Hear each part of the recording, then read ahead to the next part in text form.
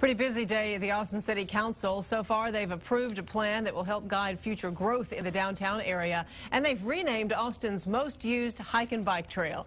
KXAN City reporter Reagan Hackelman joins us from City Hall with more on these decisions. Reagan. Well, Leslie, the City Council's running about 2 to 3 hours behind right now. They have just started talking about the downtown Austin plan.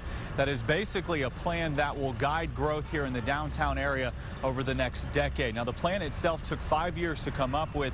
It basically focuses on transportation to and from downtown, more specifically getting that first section of urban rail up and running.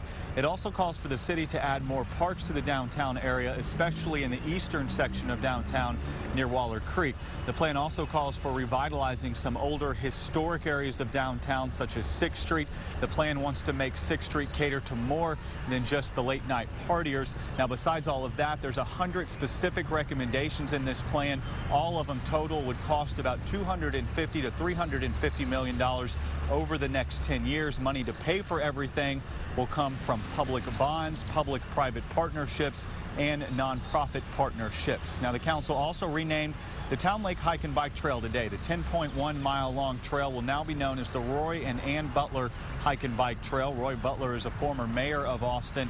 He and his wife were instrumental in creating the trail that is used by hundreds of thousands of people each year. And finally, the council also voted to set aside $300,000 for lawyers to represent the city in the recently filed lawsuit by the family of Byron Carter. Carter was killed by an APD officer earlier this year after police say the driver of a car he was in tried to run over the police officer and actually ended up pinning the police officer between two cars. Now, the $300,000 that was approved today is in addition to $55,000 that had already been set aside to hire a lawyer to help the city with this case. Now, we expect the City Council to vote on that downtown Austin plan sometime later this evening. Reporting live from City Hall, Reagan Hackelman, KXAN News.